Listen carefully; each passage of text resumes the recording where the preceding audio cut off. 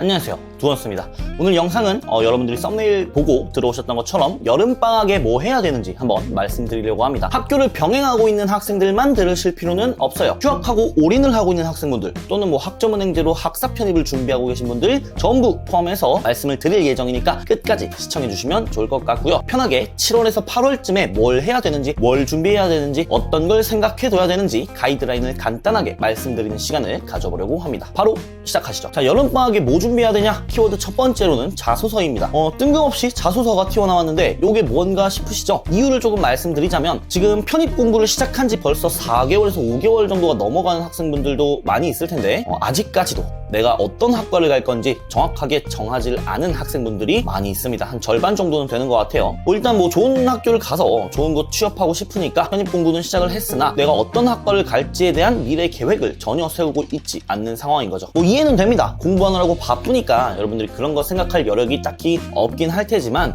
이제는 슬슬 여러분들이 지원할 학과를 명확하게 정하실 필요가 있습니다. 나중에 9월에서 10월쯤이 되면 지금보다 여러분들 2배, 3배는 더 바쁘게 공부해야 되고 2배, 3배는 더욱 초조해집니다. 그럼 그때 느긋하게 나 무슨 학과 가지? 커서 뭐하지? 자소서 어떻게 쓰지? 생각할 수 있을까요? 절대로 못합니다. 그러다가 이제 맨 마지막에 원서 접수할 때쯤에 여기 경쟁률 낮은데 여기 써야겠다 이런 식으로 막장으로 지원하게 되는 학생분들 정말 많이 봤습니다. 그러니까 여러분들은 꼭 여름방학에 7, 8월 기간 사용해서 가고 싶은 학과 정하시고요. 해당 학과를 나왔을 때 취업을 어떻게 할지, 전공 로드맵이 어떻게 되는지, 무슨 과목을 배우는지, 어떤 자격증들을 취득해야 되는지 등등 기본 중에 기본적인 해당 학과에 대한 조사를 천천히 해주시면 좋을 것 같습니다. 그럼 여러분들이 자소서를 완벽하게 완성하지는 않더라도 자소서의 대략적인 초안 정도는 완성할 수 있을 겁니다. 그러니까 정리하자면 학과를 꼭 정하시고요. 해당 학과에 대한 조사를 조금씩이라도 진행하시면서 시간적인 여유가 있는 요 시기에 자소서 초안까지는 만들어 두자 정도로 요약할 수 있겠습니다. 자, 여름방학 가이드 두 번째 키워드는요, 복습입니다. 이렇게 시간적인 여유가 있는 7, 8월쯤에 학생분들이 진도를 미친 듯이 빨리 빼고 싶어서 진도 속도에 집착을 하는 경우가 종종 있습니다. 일면수 미적분도 잘 안 되어 있는 상태에 다변수나 공수 빨리 나가려고 인강 진도를 미친 듯이 빼는 경우, 혹은 학원을 다니고 있어요. 학원을 다니면서 학원 진도 속도가 너무 느리다고 생각하면서 막 학원을 옮기려고 생각을 합니다. 단과로 갈까? 인강으로 돌릴까? 전혀 그럴 필요가 없습니다. 여러분들이 진도를 빨리 나가고 싶은 이유가 뭔가요? 보통은 기출이나 파이널 이런 것들을 좀 빨리 들어가고 싶어서겠죠. 불안하니까. 그런데 복습도 제대로 되지 않은 상태로, 개념이나 공식도 머리에 없는 상태로 기출 들어가면 뭐합니까? 전혀 의미가 없고요. 그냥 여러분들 올킬 당하는 지름길입니다. 수학 기출을 11월부터 풀어도 전혀 늦지 않아요. 기출을 하루에 100문제 정도, 한 4, 500년치 정도씩 푼다고 가정을 하면 11월 달부터 2달만 풀어도 여러분들 300년치는 풀 수 있습니다. 어설프게 문제풀이 하려고 하지 말고 부족한 부분을 찾아서 메꾸는 시간을 가져야만 합니다. 여름방학처럼 이렇게 좀 시간적인 여유가 있을 때는 진도가 아니라 꼭 복습에 초점을 맞춰서 공부해 주시길 바라요. 자, 여름방학 가이드 세 번째 키워드는요, 토익입니다. 제가 추후에 이제 이공계 편입 토익 관련 영상을 한번 제작을 해서 올릴 예정이기는 한데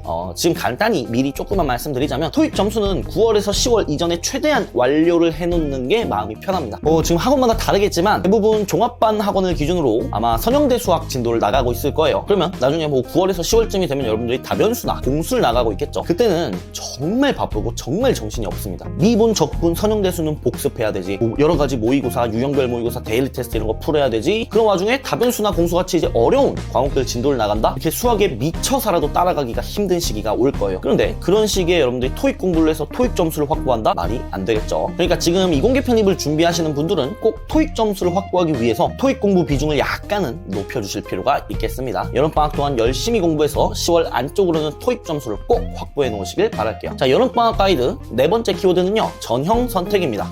이번에 한양대학교가 편입영어를 폐지하고 토익이랑 편입수학 전형으로 전향을 했죠. 매우 이례적인 일이라 저도 당황스럽긴 합니다만 이걸 얘기하려고 하는 게 아니라 지금까지 열심히 영어랑 수학 공부를 했는데 영어나 수학 점수가 둘 다 바닥에서 기고 있는 학생분들이 꽤 있을 겁니다. 여러 가지 이유가 있겠죠. 베이스가 낮은 상태로 시작해서 또는 학교 다니느라고 공부 시간이 많이 나지 않아서 또는 여러 가지 개인적인 일들로 인해서 등등 영어나 수학 점수가 둘 다 이제 바닥을 기고 있다면 여러분들이 이제는 편입 영어를 아예 포기해버리고 수학 100% 전형으로 돌릴 것도 생각해 볼 필요가 있습니다. 자, 그런데 아셔야 될 게 저는 웬만하면 수학 100% 전형으로 돌리지 말라고 이야기를 합니다. 제가 관련 영상을 찍어서 올린 적도 있어요.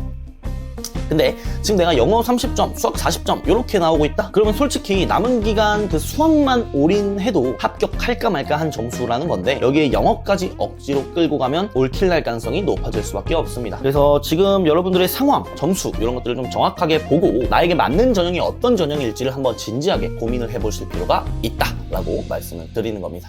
자, 이렇게 방학 동안 여러분들이 신경 써야 되는 것들에 대해서 몇 가지 키워드를 뽑아서 말씀드리는 시간을 가져봤습니다. 학생마다 시작하는 시기, 베이스, 공부량 등등이 전부 다 다르기 때문에 일단은 이공계 편입을 준비하시는 분들이 공통적으로 여름방학 동안 신경 써야 될 부분들에 대해서 이야기를 드렸는데 만약에 좀 더 내 상황에 맞게 여름방학 기간을 어떤 식으로 사용해야 하는지 명확한 상담이나 컨설팅을 좀 받고 싶으신 분들이 계시다면 고정 댓글에 제가 무료 모의고사 링크랑 상담 링크 남겨놨어요. 무료 모의고사 전체적으로 좀 쭉 응시를 해보시고 해당 모의고사 점수를 바탕으로 저한테 상담 신청을 해주시면 제가 좀 성심성의껏 답변을 드리도록 하겠습니다. 상담은 언제나 무료로 도와드리고 있으니까 편하게 신청해 주시고요. 오늘 영상 내용에 대해서 추가적으로 궁금한 점이나 문의사항 있으시면 편하게 댓글 달아주셔도 좋습니다. 그럼 일단 오늘 영상은 여기서 마무리하겠습니다. 지금까지 두원수였습니다.